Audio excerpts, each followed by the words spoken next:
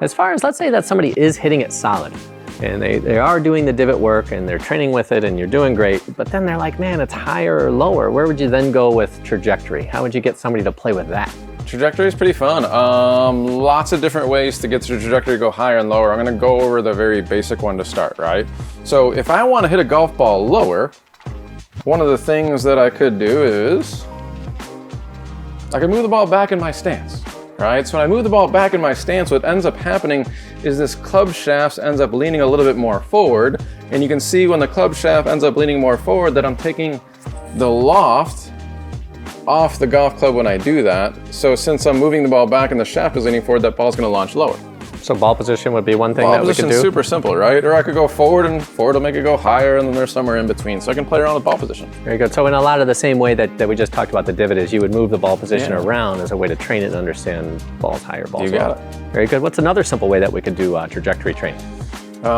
It's kind of fun on the launch monitor. Sometimes I just use visualization. So I'll look low on the screen, I'll look high on the screen, I'll look somewhere in between. And it's always amazing to me to see how my body just responds to where I'm looking.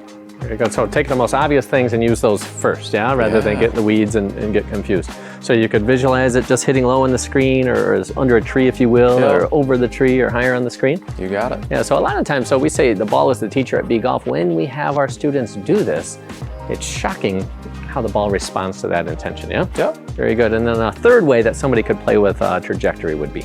We talked a little bit about it earlier, the whole shaft lean concept, right? So the more you lean a shaft forward, the lower it's gonna go. The more you lean a shaft backwards, the higher it's gonna go, and then there's somewhere in between. So I could play around with that in the setup position if I wanted to, or as I'm coming down into impact, I could feel like I'm gonna try to lean the shaft more, I'm gonna try to lean the shaft less. So I would definitely play around with different amounts of shaft lean with each one of my clubs to see how much I can influence the trajectory. So you're just playing with that at the setup and during the swing motion, yeah? Most definitely. Very good. So one disclaimer, when you do this, if you do this activity with your sand wedge versus your 4-iron as an example, don't be surprised if those intentions need to be different to get the ball to do what you're looking to do, because the tools are different, they have different amounts of lean, so on and so forth, yeah? Yeah, that's one thing, like in a perfect world out on the PGA Tour, the neat thing about those guys is they launch their wedges low and they hit their long irons high. Very good. Simple way to clean up your contact and your trajectory is with your, let's say, 8-iron down, just try to hit it low. Yep. Right, 8, 9, pitching wedge, sandwich, so on and so forth. And with your 5, 6-iron, 4-iron, try to hit it higher and watch how a lot of these issues clean up. Very good.